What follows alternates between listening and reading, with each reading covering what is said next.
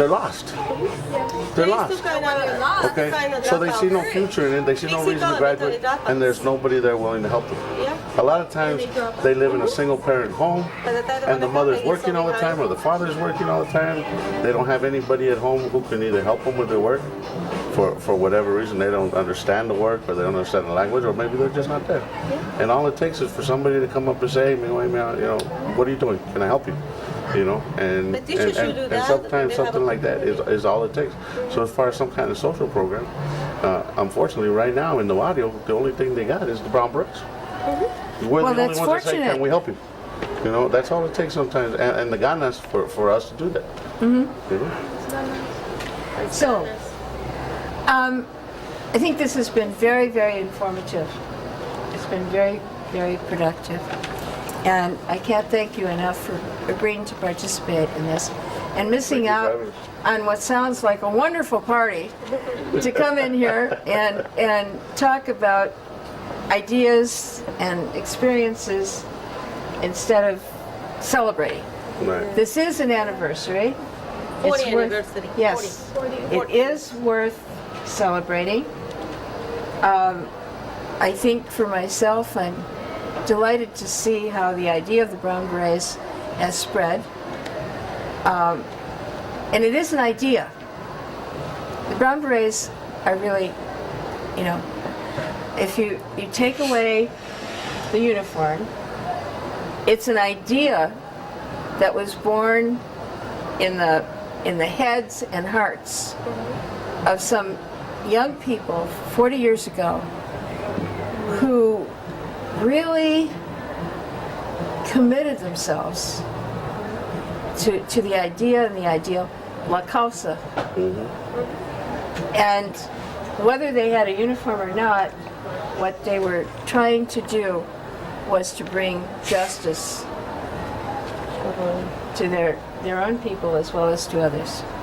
So I'm very proud to have been associated with you all many years ago, and I wish you the best for the next 40 years. Do you think there will be Brown Berets 40 years from now? I hope not. You hope not? Why not? I don't want to see my grandchildren in some dark room planning out a protest, okay, for something that we've been fighting for 80 years by then. I hope that by that time, things will have come to a situation in time where we won't need the Brown Berets anymore. That's a dream. The self-destruct. That's the dream. Well, but I don't know if that's going to happen or not. But I would like to see, I would like to see an ideal world where we don't need to struggle and to protest for our rights. It's always going to be struggle. It's always going to be lucha. It's always going to be la causa and actions for la raza. Unfortunately, I think you're right. Yeah. But I would like. Because you can see we're facing the same problems in the 60s. Dropouts. Exactly. Discrimination. Problem for the brutality. curriculum is the thing. It's That's the same thing. Believe me, this system will never accept us. So we will have to fight always. Brown Berets always need to be in action. And we're going to be there 40, 80, 100 years later. Because my daughter is telling her to train her kids to be a Brown Berets. And we're going to follow it. And we're going to reorganize them again. Well, in a way that sounds hopeful. In another way, it sounds very...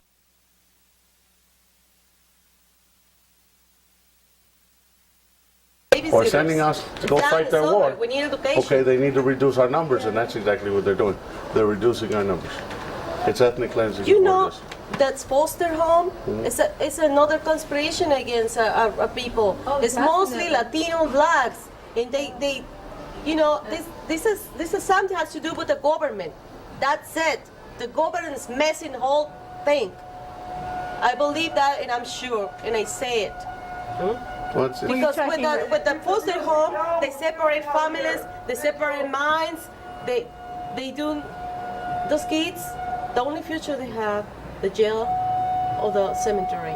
There is no future for most of those kids. We're talking about the kids, talking about separate families. I mean, look at these raids that they're doing all over the place. They're separating families. The father goes to one country, the mother goes to the other. Yeah. But the little kids, The little kid, what do they do with the little kids that are American citizens? The little kid goes for They're holding foster. them in In that foster, they put the kid That's where they're holding them in the it's a Alabama. Mexican Because they American, have they nowhere put the to kid put with them. Afro-American. Now, Afro-American, wouldn't they child put the kid services be with better suited helping those kids? Putting them in a foster home? Better than putting them in a It's a prison just because they're just conspiration. born here in this country? Conspiration. That's the only crime they committed. But yet that is what our government is doing. They're systematically, trying to reduce our numbers. And they're gonna succeed if we don't wake up. That is If our people don't wake up, That's why we have so many gang members, because the society manipulate them to become gang members. You think they don't have a way to have control around the schools? The people, it's just, I think. The problem that we have with so many of the minorities fighting against each other, It's manipulated. It is, because there's a suppression. There's a suppression of those minorities that's causing what they them, did. They put us that's in causing them America, to fight with each other, because it's a matter of survival. It's a matter of survival, because we have these territorial instincts, right? Because we have to fight for what we have left, because they have been suppressed so much over the The years. day the minorities unite, we will run this country. The days of when the minorities unite, talk about Jews, Mexican blacks, Indians. When we reunite, it's not gonna be another power here.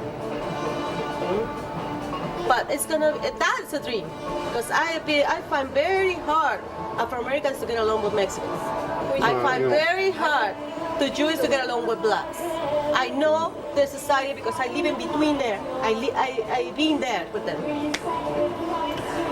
well. It's hard to be a Chicano too. It's hard to be Hard to be a Chicano. It's hard to be a true We Chicano. will never be fully accepted by Mexicans as Mexicans, and we'll never be fully accepted by Americans as Americans. Exactly. So we got to be the best Mexican we can be, and we got to be the best Chicano we can be. Okay, and that is a hard thing to do. That's true. But that's why we have to, the leaders, they need to realize a way how to make balance and try to reach and connect. But that's why the Chicano community needs leadership. And right now, I hate to say it, there is no leadership out there. We do have. We don't have no leadership. All we have is David Sanchez. David Sanchez. That's we it. do But who have. else? Who else do we have? We need unity. We need unity. Well, we need there are a role models and lot of examples in the Hispanic community. surnames. Well, And there are a lot of used to people, work very close like with I'm Kansas. there's politicians, there's these are leaders. But where are they? When the There's a difference. Long as they belong to society, they're the same thing. The same clock. They're the same. Don't think they're gonna help you. They move on with the system. Politicians themselves are controlled as well. well, I don't think that you can blame a whole group of people for what we're seeing now. I think But we need unity, and the only way to have unity is to touch the spiritual, make some kind of spiritual touch, and try to let them know people. Everybody's suffering the same problem. Afro-Americans, Mexicans, even Chinese right now, they suffer a lot with the immigration. So, in America we have genocide. In Germany we have the Holocaust. It's not much difference. All these kind of such things made by human society. Human behave. We have to stop. We have to stop. We need to see the world with more love, because love and unity should be one of the base. Well, you're cutting out a very broad agenda when you say that. Very broad agenda. Because I said the government is conspiring against us. It's true. No. It's all of it. All of it together. And I think, we've gotten articulated tonight some really good ideas about where the Brown Berets need to go to bring the next step about. And I think we've talked about mentoring, we've talked about educational change, Education is a we've weapon. talked about It's nothing else. We've talked about a need for change in the system of justice, And then we've talked about the need for pulling people together and helping them see their common cause rather than killing each other, you know, in order to win some very small privilege or perk. So we've really covered a lot, and it's going to be up to you to go out there. I'm certainly not going to go hide in a closet either. But I can. After I put this uniform, it will be impossible for me to hide. excuse me, but it's going to be up to you to carry it forward. And 40 years from now, you four will still be here. Probably I'll die soon because I have disease. No, you'll be here, and you're going to be the symbol for the next generation. What? Tell us, you haven't spoken hardly at all. Oh, she did the hunger strike. To organize is, I'm an organizer for the Berets, so yeah. So to organize here in Los Angeles, how you said, is a graveyard or a tomb. It's really hard to organize because once you get the group, they split apart. Yeah. You know, and once you get another group, they split apart again. You know, But later, why? and They because kick of them your out of the yelling. schools. They give them low grades. Retaliation. And then they try to make them do work in their schools, and because we're going to LUSD, and they see that they're going to LUSD to see that they are doing, they're protesting against the System. that school, and they're saying that, oh, I see you in the in the TV.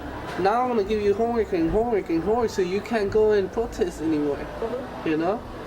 Oh, they kick them out of the school, like And then like when I try to go to another place like in South Central, I get more people over there.